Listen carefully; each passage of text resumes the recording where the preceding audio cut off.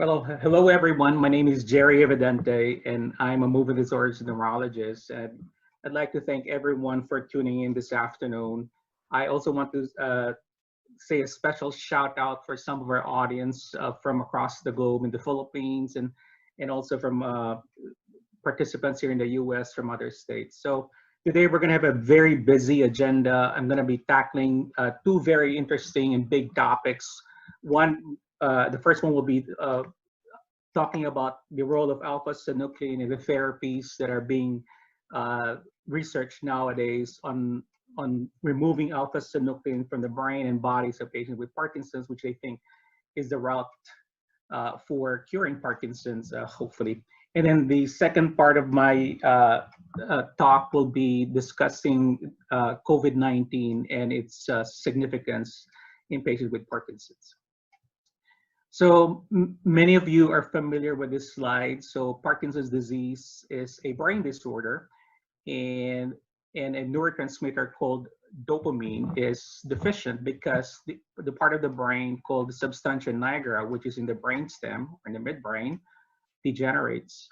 And the usual causative agents or triggers for degeneration of the substantia nigra that we have thought of are pesticide exposure, heavy metals, and also certain genes can predispose to degeneration of the substantia nigra. Now, we are able to confirm the diagnosis of Parkinson's usually at post-mortem. And what do we find in the brains and bodies of patients with Parkinson's? So what we find is the so-called Lewy body. And then with further staining, especially a special stain called alpha synuclein staining, we now know that the Lewy body consists of misfolded alpha synuclein. Now, mind you, alpha synuclein is not a bad protein. In fact, it is a normal protein, which is present in neurons, in the brain cells. In fact, they estimate that alpha synuclein maybe consists about 1% of the proteins in the neurons in one's brain. So we find the alpha synuclein mainly in the axon terminals, but we also find it in the cell body right beneath the cell membrane. So we know that alpha synuclein has certain important functions. So it modulates the stability of the membrane of the neurons. It also influences the signaling from one neuron to another. It also is involved in the trafficking of proteins and other substances across the axons. Now, how does a good protein that has a good function called alpha synuclein become pathologic? So what happens in Parkinson's and these other synucleinopathies is that the native alpha synuclein, which is a monomer or a helix, starts to clump and aggregate and forms oligomers, and then further clumps and aggregates forming protofibrils, and eventually the alpha synuclein fibrils and bigger fibrils, and then eventually the Lewy bodies. So the native form of alpha synuclein, which is unfolded, is not pathologic. It is only when it misfolds and then clumps together that it becomes pathologic. And there is evidence that the misfolded alpha synuclein can actually infect other cells. And we have good evidence of that. In fact, in earlier studies of patients who've had cell transplants. So for instance, if these patients, when they pass on and their brains are analyzed, what they found is that the cell transplants from fetuses eventually get infected with alpha synuclein as well. So we know that the alpha synuclein, the misfolded alpha synuclein, can be transmitted from one cell to another. And this is how it gets propagated. Now, what is the effect of misfolding of alpha synuclein? So what happens is that it interferes with a number of things. So it interferes with transport of these important proteins that have to be transported from one neuron to another. It also promotes mitochondrial defects. So we know that the mitochondria is the powerhouse of the cell. It is the battery that powers the different functions of the cell.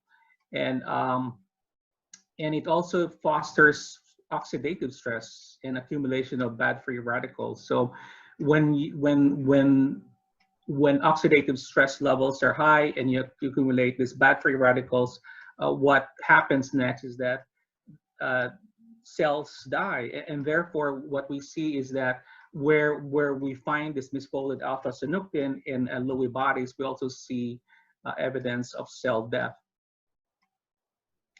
And then the other piece of the equation is what causes misfolding of alpha synuclein. So it's for quite some time we've known that there's certain factors which foster or increase the incidence of Parkinson's, like for instance pesticide exposure or heavy metal exposure, like exposure to manganese or lead or mercury. So the so-called toxins lead to misfolding of the alpha synuclein, and also some genetic mutations. So there are at least 5 known mutations involving the alpha synuclein gene, and that any of these genetic mutations can cause the misfolding of this normal protein. And then once these proteins misfold, they form certain structures that we now recognize on pathology. So for Parkinson's, we look for the Lewy body, or we look for the Lewy neurites. And whereas for multiple system atrophy, we look for what's called cytoplasmic inclusion bodies, which are mostly present in the glial cells. So the glial cells are the support cells in the brain or in the spinal cord, and this is where we find the so-called cytoplasmic inclusion bodies, which are clumps of misfolded alpha synuclein. So the list of synucleinopathies is not a long one. So the most common synucleinopathy that we see in clinical practice is Parkinson's disease. I've alluded to the second most common one, which is multiple system atrophy, which is a combination or combination of Parkinsonism with ataxia, which means incoordination. They also have prominent autonomic symptoms, like for instance, orthostatic hypotension, incontinence, constipation, sweating abnormalities. And then the third most common synucleinopathy that we see is dementia with Lewy bodies. So dementia with Lewy bodies is a disorder that is a crossbreed between bad Parkinson's disease and bad Alzheimer's disease. And the hallmark of dementia with Lewy bodies is that the cognitive issues are very prominent and an early feature, and usually precede the onset of Parkinsonism. So Parkinson's disease patients and MSA patients, for instance, may develop some dementia, but usually the dementia is seen in later stages, not in the beginning. Whereas in patients with dementia with Lewy bodies, the dementia or cognitive impairment is seen very early on. The other hallmark of dementia with Lewy bodies is the presence of hallucinations, which are very prominent. And then when we give these patients the same drugs that we use for Parkinson's, most commonly levodopa, many of these patients hallucinate even more. And then there's a fourth disorder called pure autonomic failure. This is a rare disorder. It only presents with pure autonomic symptoms. There's no Parkinsonism, there's no tremor, there's no shuffling of gait. So they have very prominent orthostatic hypotension, urinary incontinence, possibly bowel incontinence, or severe constipation. Now, of these synucleinopathies, the one that we diagnose the most and the most frequently is Parkinson's disease. And mind you, the pathology studies have shown that even among movement disorder specialists like myself, the accuracy is not very good. For instance, one study showed that only 53% of levodopa-responsive Parkinsonian patients that we diagnose as Parkinson's within the first 5 years actually have a diagnosis of Parkinson's. And then another study showed that out of 100 Parkinson's patients, we only hit the diagnosis in about 3/4 of those. In other words, 25% of the time or 1/4 of the time, we are wrong. And that's not very comforting, both to ourselves and to the patients. And then for the other synucleinopathies like multiple system atrophy and dementia with Lewy bodies, the accuracy is even less. And therefore, what that means is that we may be treating a patient for Parkinson's or MSA or dementia with Lewy bodies, and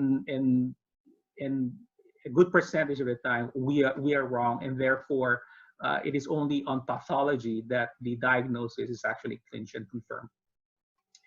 So Parkinson's disease presents with both motor and non-motor symptoms, and the diagnosis is often made when a motor symptom appears. So the first time that somebody suspects Parkinson's, one of your physicians, maybe your primary care physician, or maybe a neurologist or a movement disorder neurologist, may see a tremor, usually a rest tremor in one limb, may appreciate rigidity on exam, and then the most common feature that leads to a diagnosis of Parkinson's is bradykinesia, which means slowness of movements.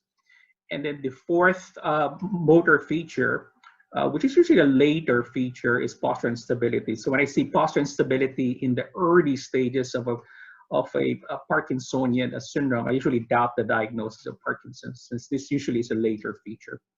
And then what's even more important is that patients with Parkinson's and other synucleinopathies actually present with non-motor symptoms as their initial presentations. So the way we look at this is that the motor symptoms will be the tip of the iceberg, and then you see this huge chunk of ice, beneath the water level that you don't see, that actually precede the so-called non-motor symptoms that precede the diagnosis by many years, as much as 20 years before the first motor symptom appears. So some of these very common non-motor symptoms that we hear about include impaired sense of smell or taste, REM behavior disorder, which is dream acting, mood changes, so they get more frequent anxiety and depression, some memory difficulties. Some of these patients, even from the get-go, when we diagnose it with Parkinson's, present with what's called mild cognitive impairment,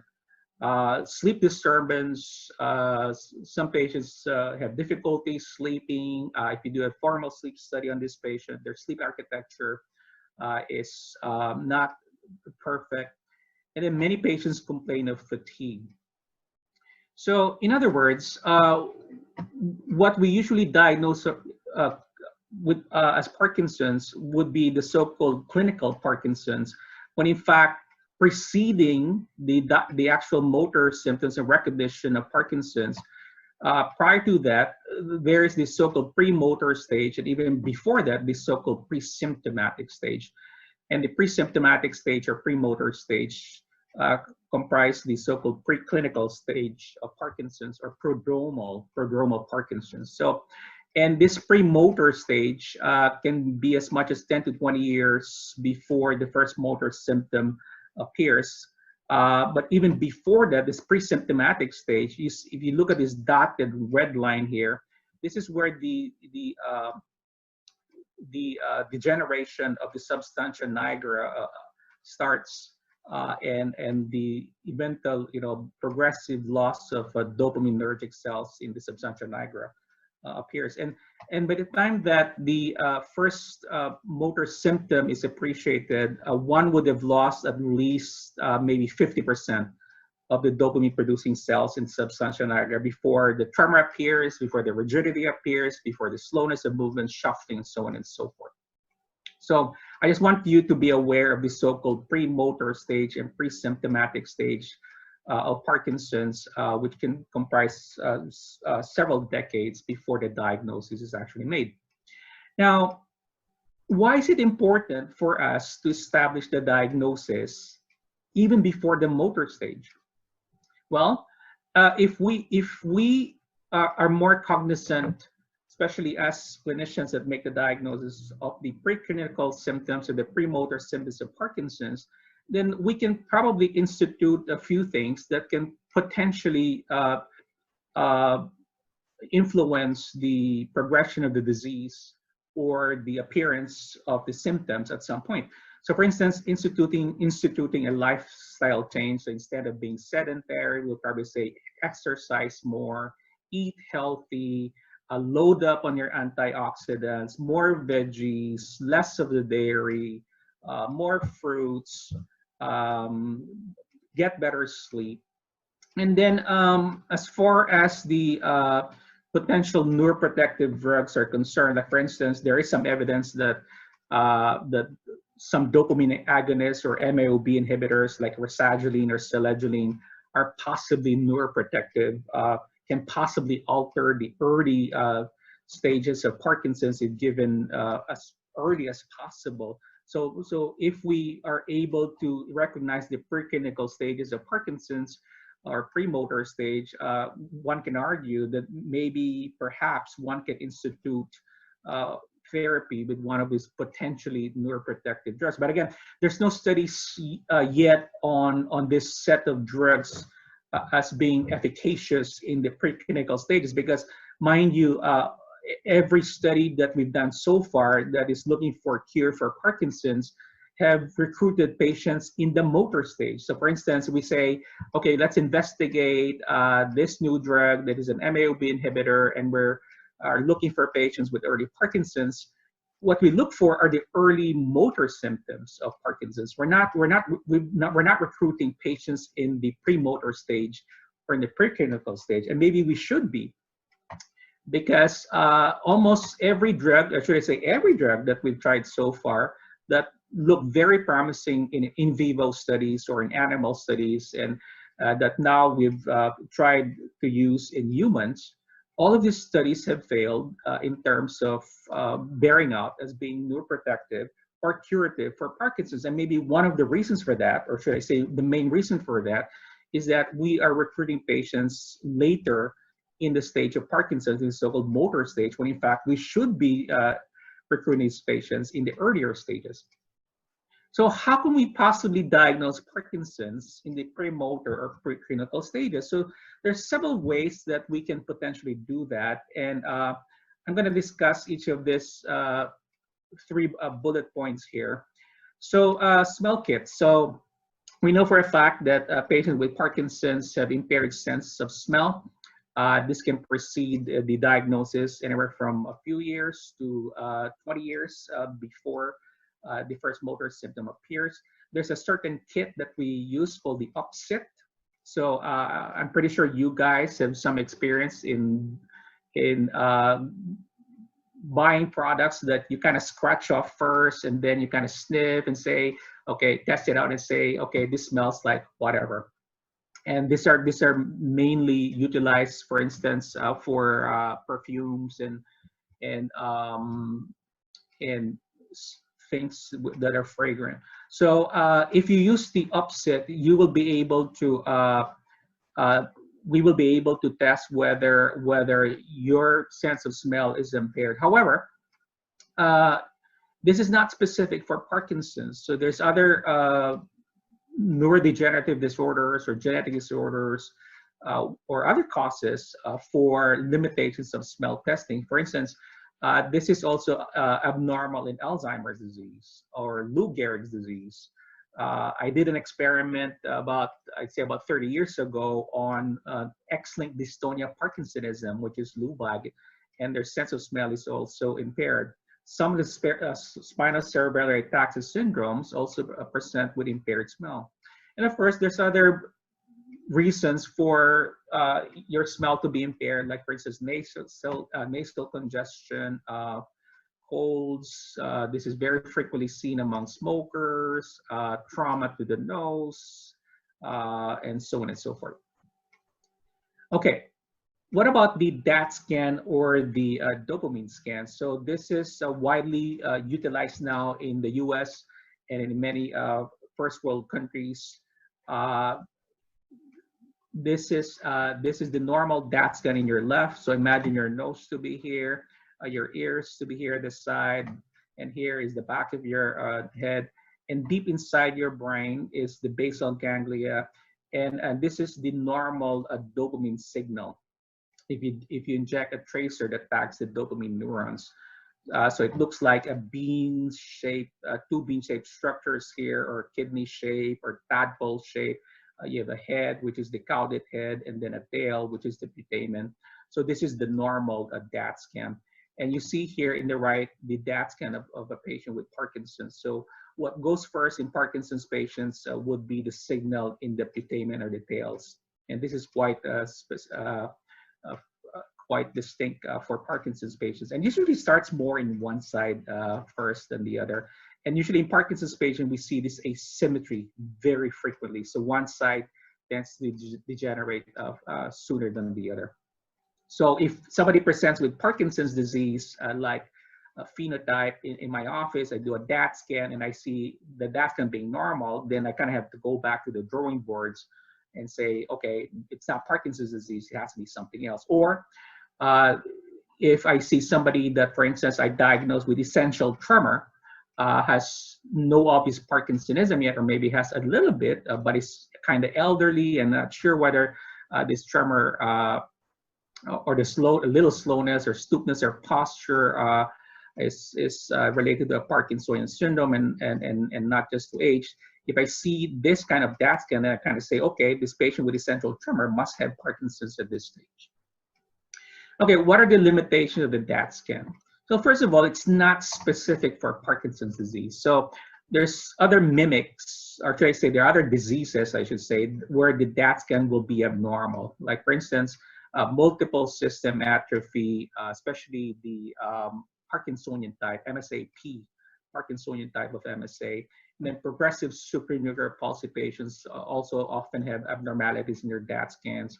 Patients with dementia with Lewy bodies, there was one study where almost all patients in their cohort present with abnormal DAT scans. And then corticobasal degeneration, which presents with dystonia in one limb, usually one upper limb. And they also have this apraxia of that limb, may also present with abnormal DAT scans. Strategic strokes can lead to abnormal DAT scans as well. And some genetic syndromes, including Lubag or X-linked dystonia of Parkinsonism, the huge majority of my patients with Lubag have abnormal DAT scans. So it's not specific for Parkinson's. Secondly, it can be read as normal, especially in the early stages when the findings are very subtle. And when that happens, it can mislead the clinician into believing that the patient, if read normal, doesn't have Parkinson's, when in fact, some of these patients clinically have Parkinson's, they respond to levodopa and have a sustained response to levodopa. And if you were to repeat the DAT scan down the road, many of these patients eventually have abnormal DAT scans. And then the results can also be influenced by medicine that they take. For instance, antidepressants, dopamine blockers are the two biggest classes of drugs that can affect the results of the DAT scan. And then the biggest one in third world countries, this is or even in the US, is that it can be very costly if it's not covered by insurance. So for instance, in the US, the average price, if not covered by insurance, is somewhere in the range of $4,000 to $5,000. Okay, what about tissue biopsy? So there's several tissues, peripheral tissues, that one can biopsy to try to detect the misfolded alpha synuclein. So they've done, for instance, research studies on salivary gland biopsy. So you can biopsy the parotid gland here, which is in front and below your ear, or you can biopsy the submandibular glands, which are beneath your jaw. The problem with that is that this needs a certain expertise, experience. Sometimes we even use ultrasound, and that the yield, even for established Parkinson's patients, is somewhere in the range of about 75%. So in other words, if we do 100 biopsies, salivary gland biopsies, for patients that are that clinically have Parkinson's, have abnormal DAT scans, respond to levodopa. About 25% of these patients, or 25 patients, will have a negative salivary gland biopsy. What about intestinal biopsy? So again, this can be hit and miss. It really does not differentiate very well between Parkinson's disease and the other synucleinopathies. There are also cases where the intestinal biopsies are positive, and yet the patients are completely normal. And this also needs special equipment and special expertise, and it's quite invasive. It's not a very pleasant procedure. Certainly, it's not a procedure that I would jump into readily, or any of my patients will gladly embrace if I were to say that a colonoscopy is necessary in order to establish a diagnosis.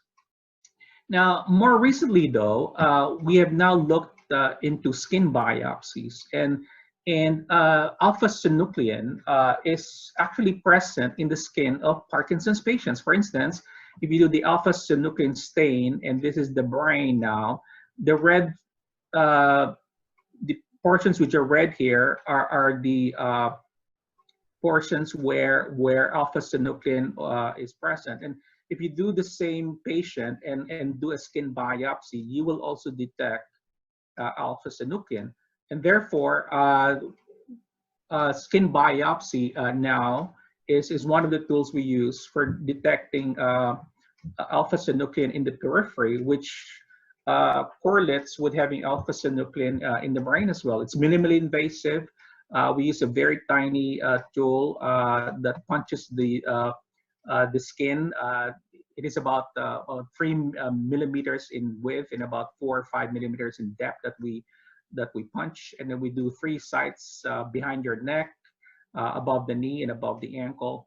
And then there's no stitching required, since the punches are so tiny that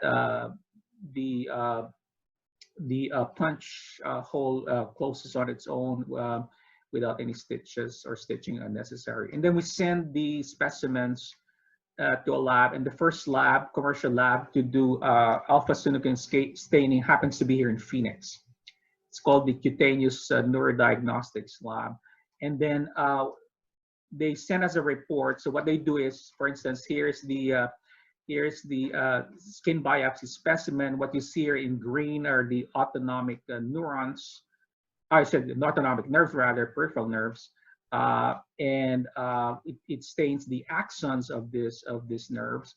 And then if you do the alpha synuclein stain, what you will see is a positive overlap between the nerve fibers, autonomic nerve fibers, and the sites where alpha synuclein is detected. So, for instance, this is a normal, healthy control. This is the skin biopsy. We're now looking at the autonomic nerves in the dermis. So you see that in green here. Then if you stain a normal, healthy control for alpha synuclein, that same skin biopsy specimen is negative for alpha synuclein. Whereas for Parkinson's patients, you see here the neurons, the nerve cells for the axons, and then the same axons or nerve cells are now positive for alpha synuclein. Okay, so it is, we now know that alpha synuclein is present in the skin of patients with Parkinson's disease. The levels of alpha synuclein tend to be higher as the disease progresses. It also tends to be higher as the autonomic symptoms become more prominent, most commonly lightheadedness or orthostatic dizziness, as well as constipation. So what premotor symptom or non-motor symptom is most suggestive of a synucleinopathy? That symptom is dream acting, or REM behavior disorder. So REM stands for rapid eye movement sleep. It is the deepest stages of sleep when one dreams. And the natural thing is for for one to be paralyzed while you're dreaming. So all your muscles are paralyzed. So you don't move, you don't jump out of bed, you don't kick, you don't punch. Whereas patients with Parkinson's or REM behavior disorder often act out their dreams. And they found out that 94 to 98% of patients with RBD or REM behavior disorder are associated with a synucleinopathy. And in fact, RBD by itself is probably the premotor stage of one of these disorders, either Parkinson's, MSA, or dementia with Lewy bodies. So if a patient is confirmed with a sleep study to have RBD or REM behavior disorder, what will happen down the road if we follow these patients longitudinally? Well, 50% of these patients will convert to a synucleinopathy in 12 to 14 years. In other words, they will convert to either Parkinson's disease, multiple system atrophy, dementia with Lewy bodies, or pure autonomic failure.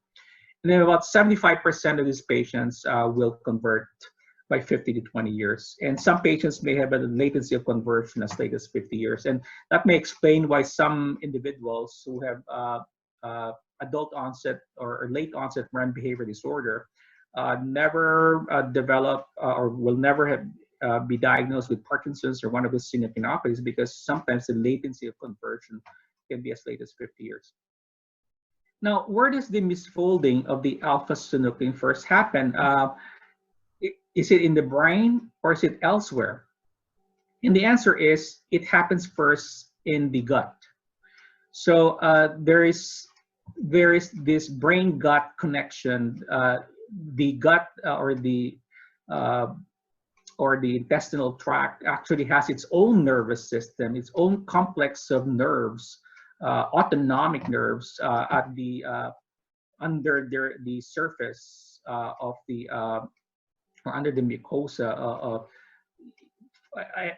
all the way from the esophagus down to the rectum. There's this complex of nerves called the enteric nervous system, and so the misfolding of the alpha synuclein actually starts here in the periphery, and eventually this misfolded alpha synuclein will make it to the brain, and so that begs the question as to how does the misfolded alpha synuclein reach the brain?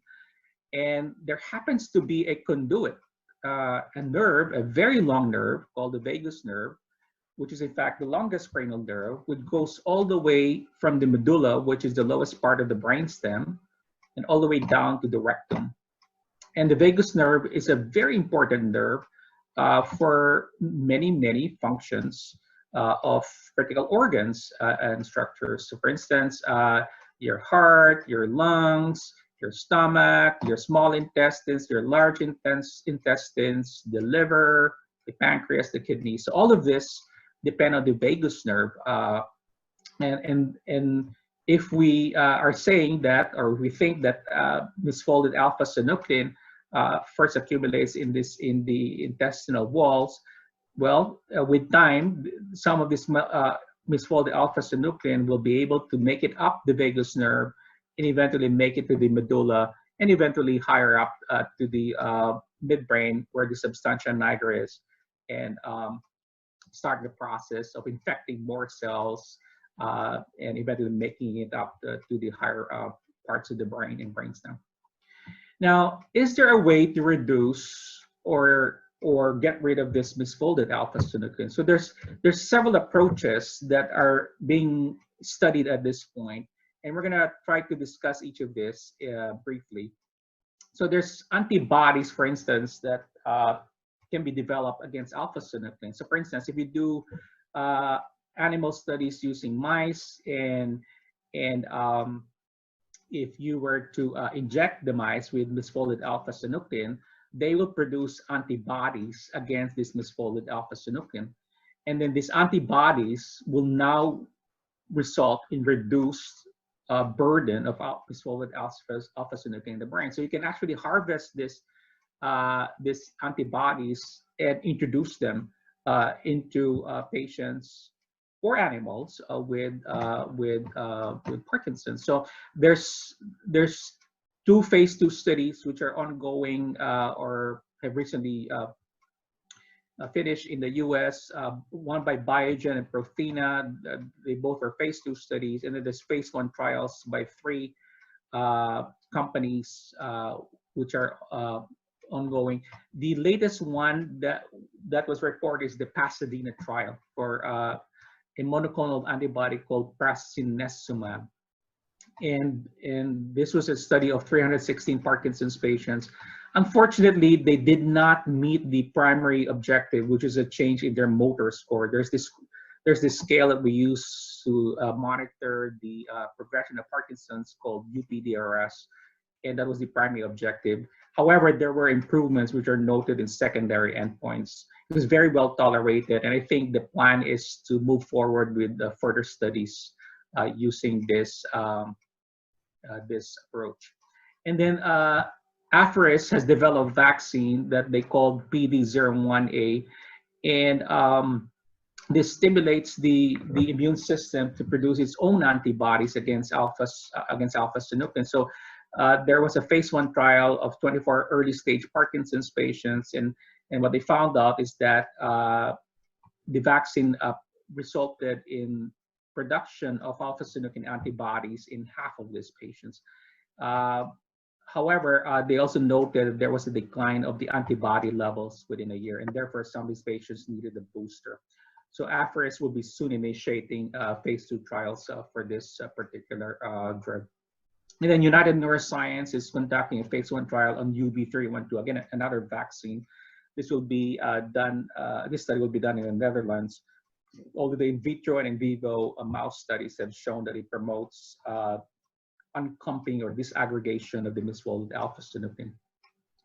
And then what about strategies to prevent the alpha synuclein from clumping together or aggregating? So there's at least 2 studies that are ongoing, one by Neuropore, which studies a drug called NPT200-11, and this binds to alpha synuclein and blocks its accumulation.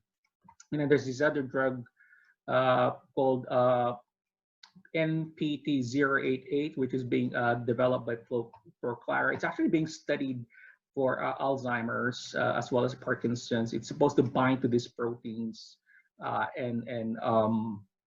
and prevent them from misfolding or clumping together. So the studies are ongoing for Alzheimer's, and if that is successful, the plan is to test this on Parkinson's patients as well.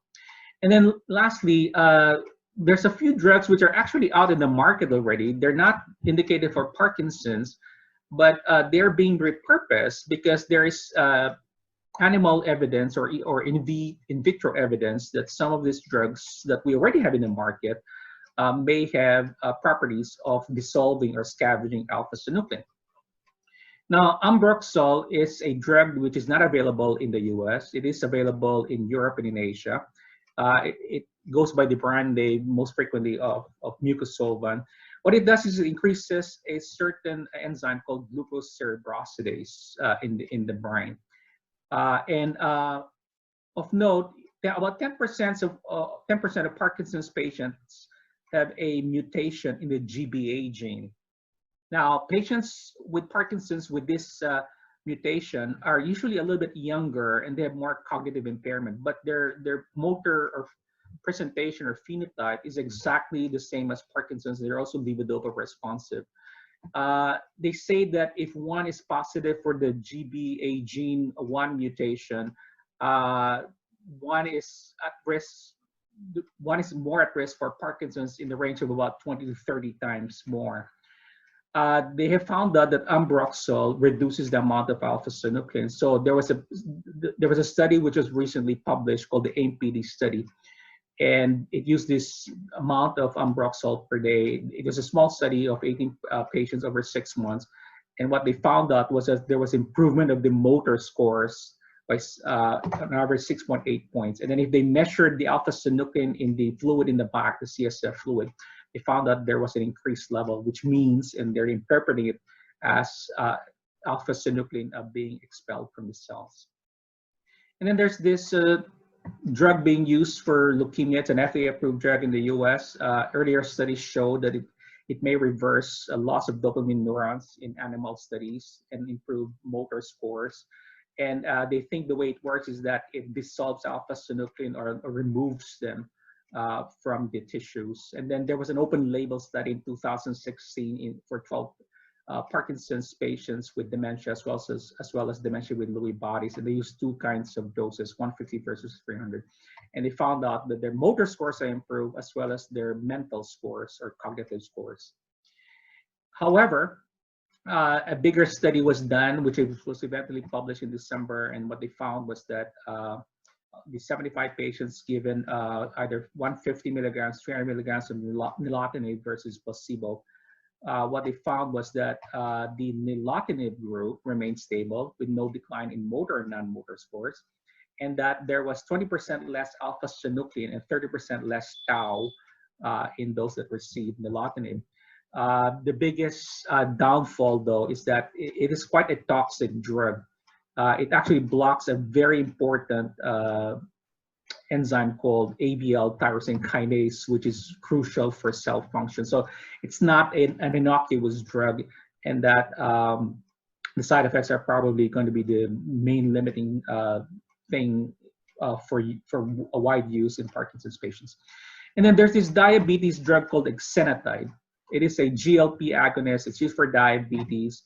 There was a phase 2 trial in 2017, which ran for 48 weeks for 62 Parkinson's patients. And what they found was that their motor scores improved, whereas those that received placebo worsened. So this is going to be a trial that is going to now enter phase 3. It is ongoing in many states, including Arizona, including my center. They are planning on recruiting 200 patients, and this will run for 2 years. And again, they think that Exenatide may reduce the amount of misfolded alpha synuclein in the brains and tissues of patients with Parkinson's, and hopefully reverse Parkinson's. And then can diet modify alpha synuclein levels? And I'm glad that Vanessa and Teresa, talked about this also in their talks. So there's evidence of flavonoids being effective or being neuroprotective potentially. It can also be associated with a lower incidence of dementia. And in fact, there's this Chinese herb called bakelin, which was noted in vitro studies to inhibit fibril formation or dissolve alpha synuclein fibrils. So can what you eat influence misfolding of alpha synuclein? And the answer is absolutely yes. And again, Vanessa and Teresa touched on this.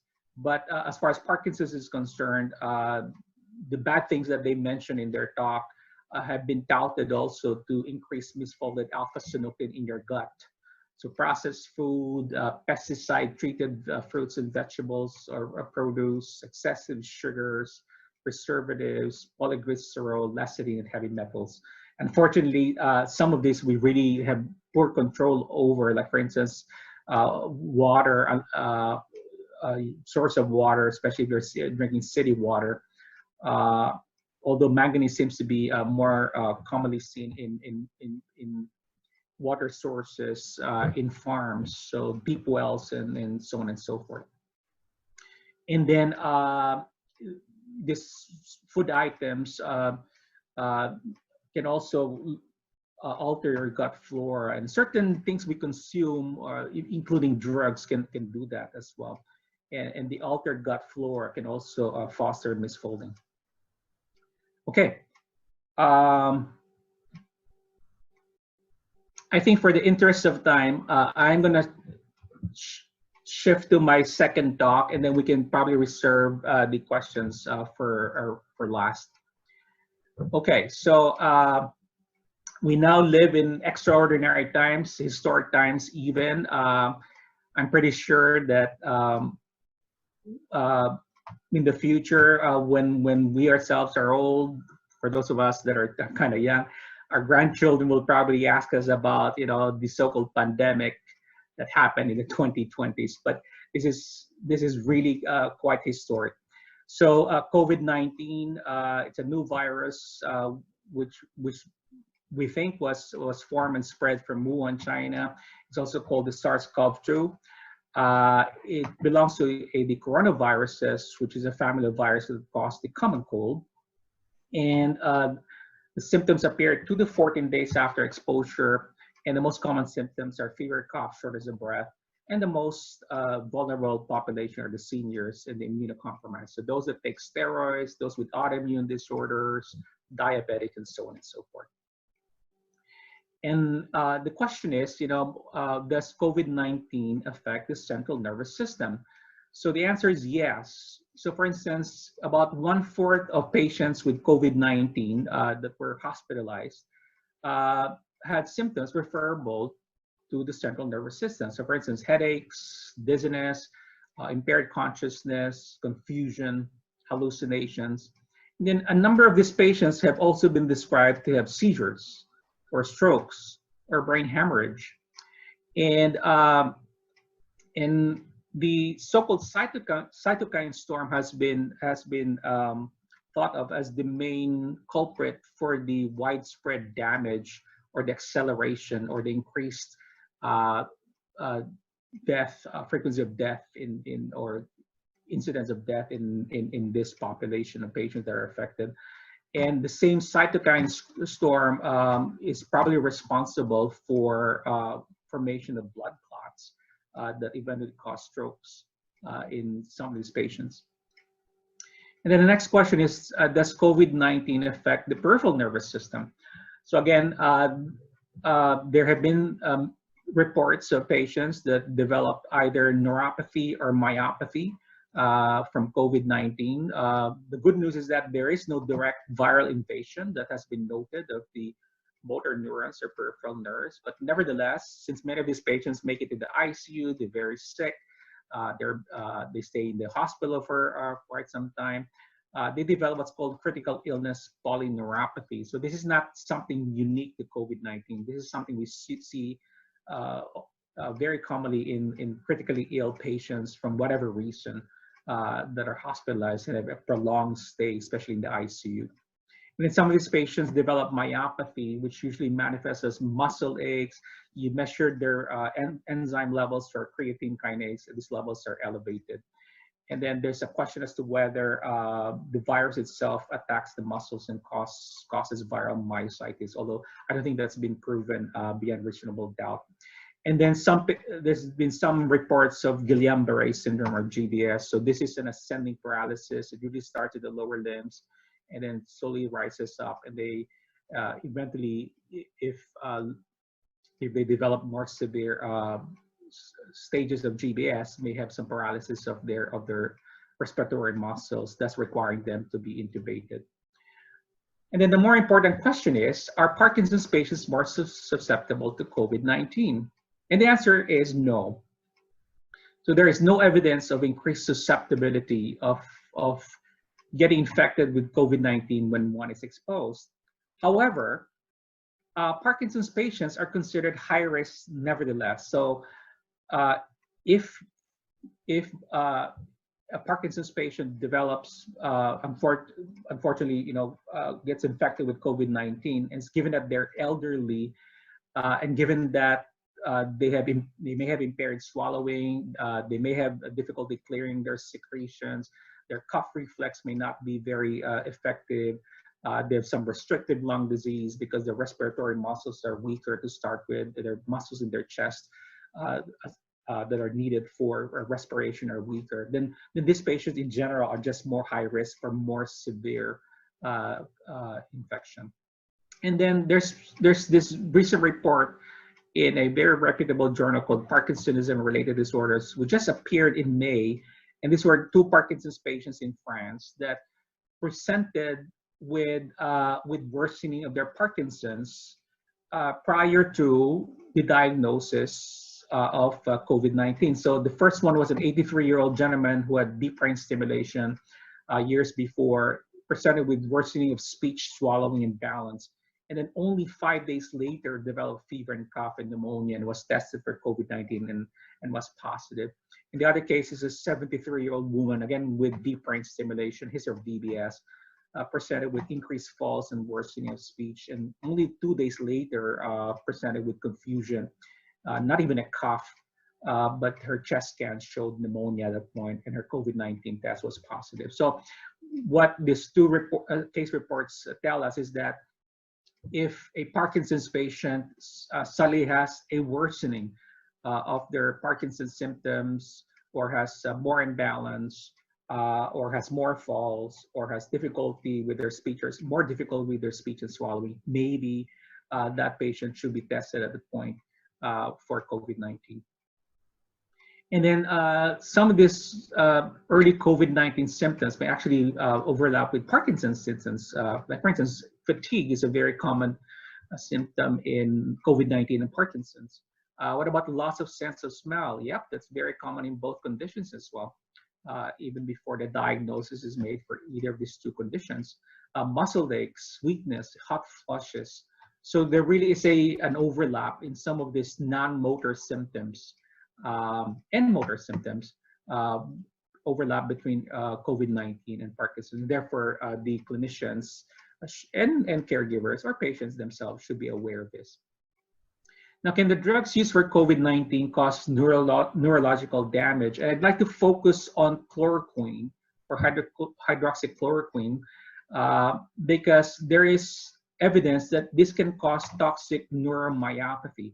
Although this is mainly seen in patients with prolonged use, where, for instance, patients with autoimmune disorders like lupus may be prescribed chloroquine or hydroxychloroquine, and it is the chronic use, not the short-term use, that is associated with this toxic neuromyopathy. And then there's some patients with myasthenia gravis symptoms or presentation that may be due to chloroquine, or if they already have myasthenia gravis, a worsening of their weakness. Now, some studies have shown, though, the good news is that some studies have shown that it might actually be useful for Parkinson's. And chloroquine or hydroxychloroquine activates a certain protein called NUR1, which is nuclear receptor-related protein. And this protein is critical for the development and survival of dopamine neurons. And so there's studies many years ago that say that maybe this set of drugs called NUR1 activators may be useful for Parkinson's patients. But again, there's no studies that I know of that have actually formally studied any of these two drugs for Parkinson's. So should Parkinson's patients take any special precautions outside of the usual? And the answer is no. No more than the usual elderly precautions, so avoiding crowds, staying home as much as possible, social distancing, washing your hands for at least 20 seconds, use of alcohol-based hand sanitizers, wearing a mask whenever you go out in public, and avoiding touching your eyes, nose, and mouth with your hands. Now, what about vitamin D deficiency? So they seem to think there is some evidence that those that are vitamin D deficient have a greater risk for major complications from COVID-19. And we know that vitamin D plays a role in your immune system. It also has an anti-inflammatory effect. And vitamin D is rich in certain food items like dairy products, cereals, fatty fish, sun-dried mushrooms. We can also produce it in our own body if you get enough sun exposure. Now, is there evidence that Parkinson's patients are vitamin D deficient and therefore may be at risk for greater complications with COVID-19? And the answer is also yes. So about 55 to 84% of Parkinson's patients are vitamin D deficient. And in fact, vitamin D deficiency is thought to be one of the predisposing factors to Parkinson's. And we also know that vitamin D affects motor and cognitive functions, both in Parkinson's patients and in the normal population. And then the other question that I've been asked by many patients is, does COVID-19 predispose to the development of Parkinson's disease? And the answer is only time will tell. Although for any virus or any infection to cause Parkinson's or Parkinsonism either in the acute or chronic stage, that particular infectious agent should cause some inflammation of the brain, or the so-called encephalitis. So is there evidence of encephalitis with COVID-19? And the answer is yes, there have been reports of encephalitis with COVID-19. And in fact, a very similar pandemic, and in fact, the last pandemic that occurred before now is the Spanish flu pandemic of 1918, which also involves a flu virus, H1N1 influenza virus. It actually affected even more people, 500 million people. It caused encephalitis lethargica. So many of these patients developed inflammation in the brain. One of the hallmarks is that they got very sleepy or lethargic. It was also called the sleepy disease. And either in the acute stage or in the post-encephalitic chronic stage, they may develop Parkinsonism. And in fact, more than 1 million cases of Parkinsonism were seen with the 1918 flu pandemic, or Spanish flu pandemic. And they also noted that individuals who lived during that era and were born between 1888 and 1924 had a 2 to 3 times greater risk of developing Parkinson's in comparison to those who were born before before 1888 or after 1924. So, for instance, here's a video of a patient with Parkinsonism as a result of the 1918 flu pandemic. And he really presents with classic Parkinson's features: stoopness of posture, hypomimia, tremor, poor arm swing, shuffling gait. So patients with post-encephalitic Parkinsonism can present very similarly to Parkinson's disease. And then there's other movement disorders that have been seen with the Spanish flu pandemic, including dystonia, chorea, myoclonus, and even tics. And then lastly, are there any antiviral drugs currently being used for Parkinson's that potentially may have an impact on COVID-19? And the only antiviral drug that we use for Parkinson's nowadays is amantadine. There is a cousin of this called rimantadine, which was developed and marketed primarily in Russia, but it's also available in the US. And amantadine is an antiviral drug that works against influenza A, and it blocks viral replication. Now, amantadine is rarely used nowadays for the flu prevention, though, because many patients have become resistant to it. Many individuals who develop influenza A or other forms of flu have become resistant to it. However, it's still being widely used worldwide for Parkinson's, where it is actually useful for dyskinesias. The main property it has is this anti-dyskinesia effect for more advanced Parkinson's patients. And then there is a group of scientists that believe that, or propose, should I say, that maybe amantadine may block the viperin channel in COVID-19 and may prevent the release of the viral nucleus into the infected host cell. So this is just conjectural at this point. This is just a hypothesis. There's really no evidence yet. Only time will tell whether some of our patients who are on amantadine,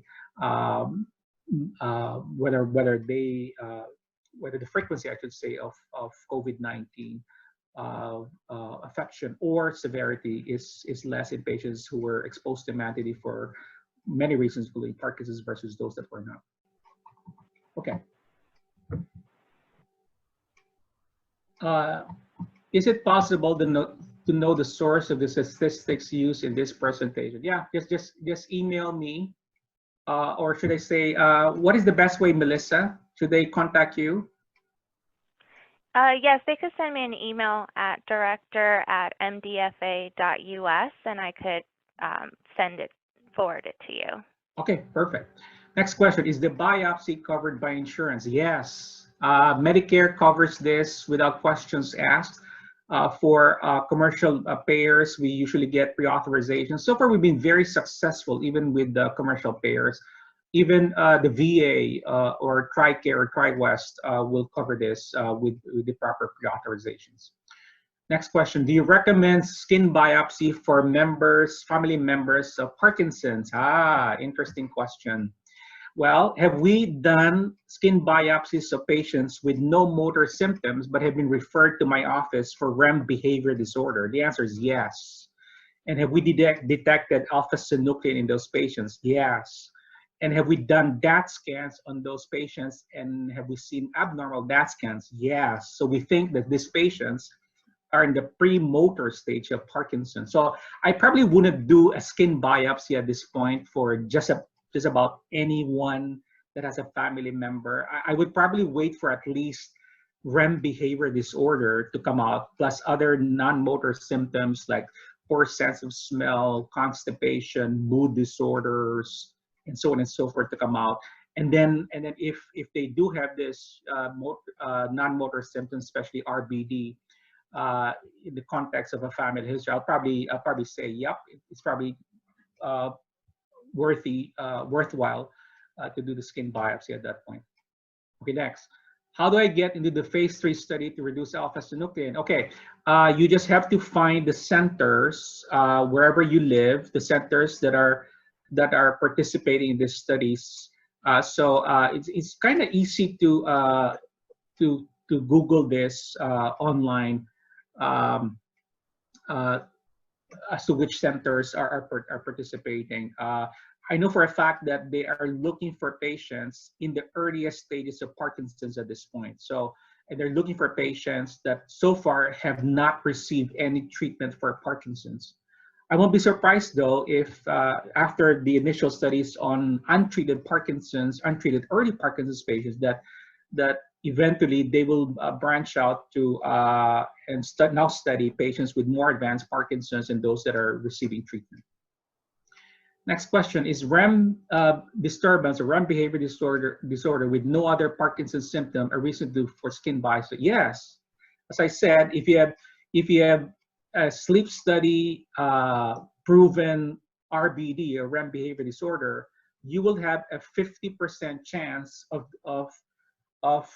blossoming into a synucleinopathy within the next 10 to 12 years. So the answer is yes.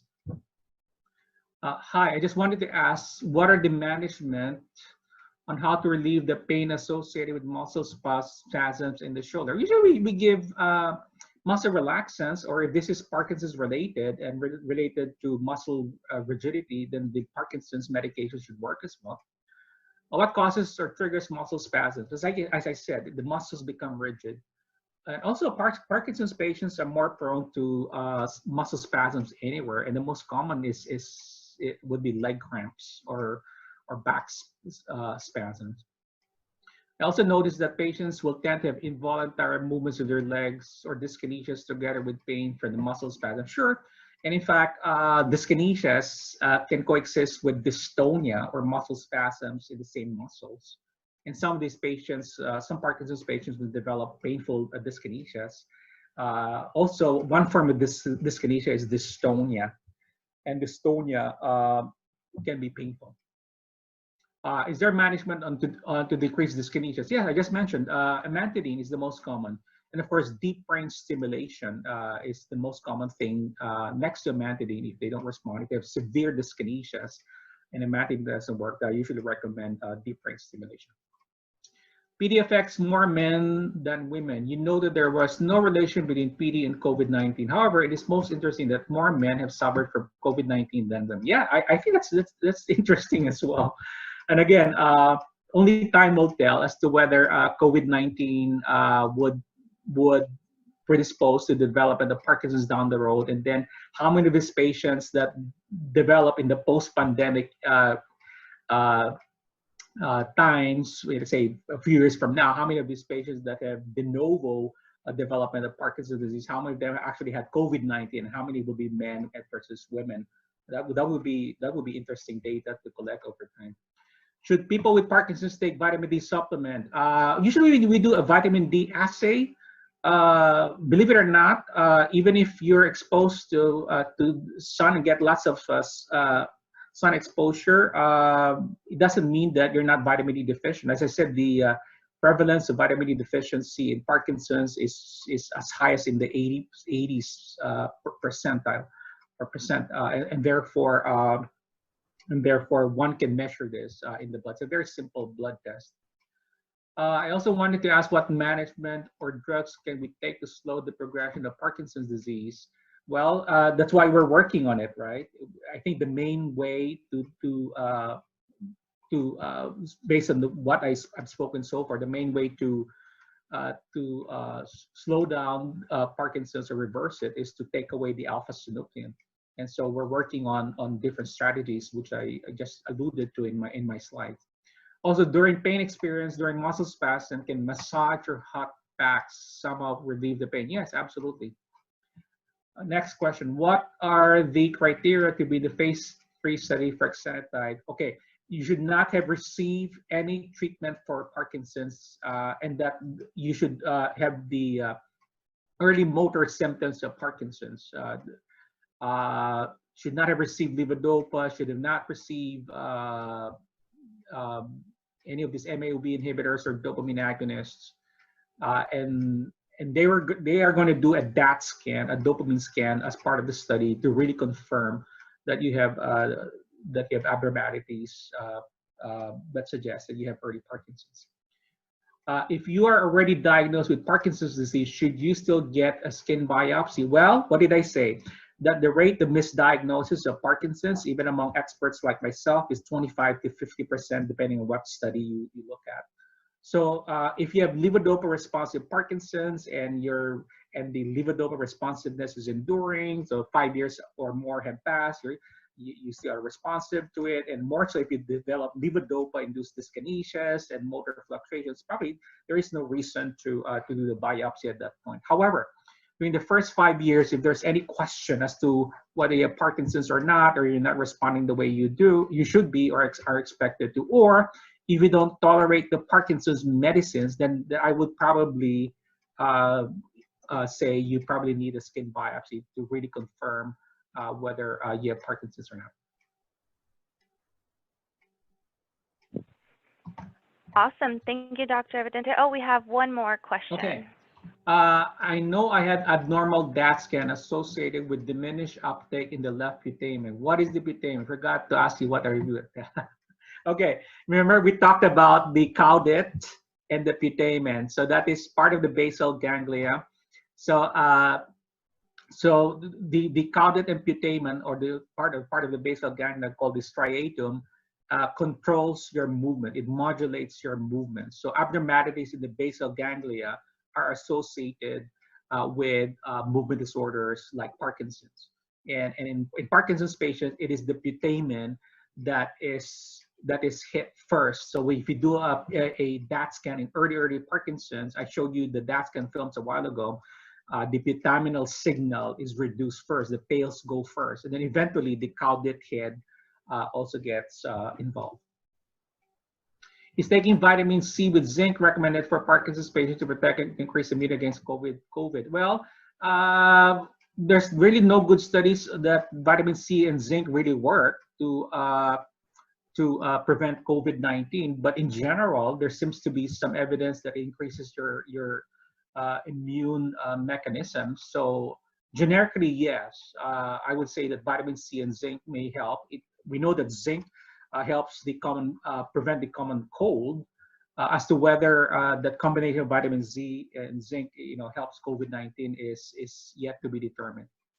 And as a neurologist, do you think we are nearing to a cure? I think we're coming closer. The fact that we're now focusing on ways to remove this alpha synuclein from the brain and from the tissues in Parkinson's tells me that we're coming closer to a cure.